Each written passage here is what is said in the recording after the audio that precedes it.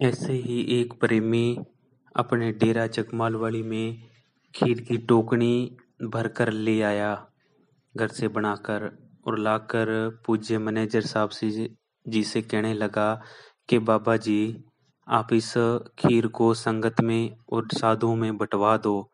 मैं घर से बनवा कर लेके आया हूँ। तो बाबा जी तो सब जानी जान थे।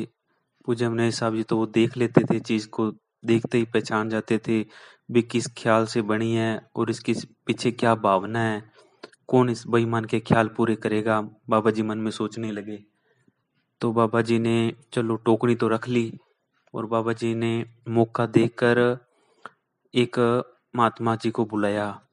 जहाँ तक साध संगत जी मुझे याद है वो शायद महात्मा राजेंद्र जी ही थे कि बाबा जी उनसे भी बड़ा प्यार करते थे। तो महात्मा राजेंद्र जी को बुलाकर कहा कि राजेंद्र मौका देखकर बीच में कि राजेंद्र इस टोकनी के अंदर है खीर और ये फलाना प्रेमी लेके आया है। कौन इस बेईमान के ख्याल पूरे करे।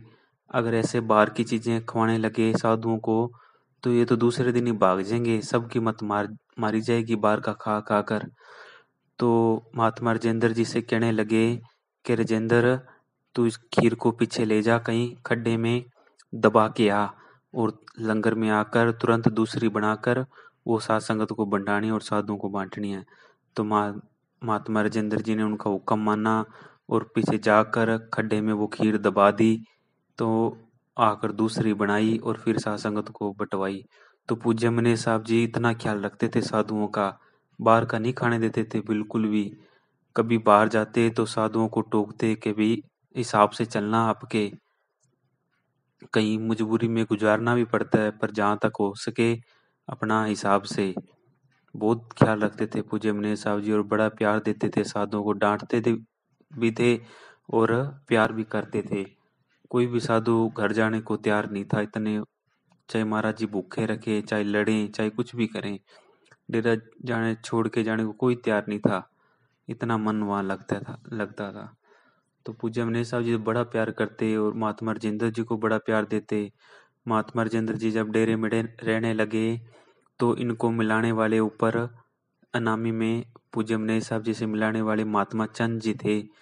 जब भी कोई मजलिस होती या सत्संग होती तो महात्मा राजेंद्र जी महात्मा चंद जी की बहुत ही तारीफ करते कि महात्मा चंद जी का बड़ा ही शुक्रगुजार हूँ कि उन्होंने मुझे पूज्य मनीष साहब जी से बड़ी ही करीब से मिलवाया। और उस टाइम साथ संगत बहुत कम हुआ करती थी तो बाबा जी से आसानी से बात हो जाया करती थी। जब भी महात्मा चंद जी को या महात्मा राजेंद्र जी को टाइम मिलता तो महात्मा चंद जी बड़े ही प्रेम वाले जो अब गोरी वाले डेरे में रहते हैं उनको ऊपर अनामी में ले जाते और बाबा जी से मिलवाते। महात्मा राजेंद्र जी बाबा जी के इतने करीब चले गए कि जब उनका मन करता वो खुलकर बात कर लेते, बड़ा प्यार करते। और महात्मा राजेंद्र जी वकील साहब जी से बड़ा प्यार करते, इनके साथ रहते, सेवा में हाथ बटाते और महात्मा चंद जी के साथ रहते। और कभी टाइम मिलता तो राजा जी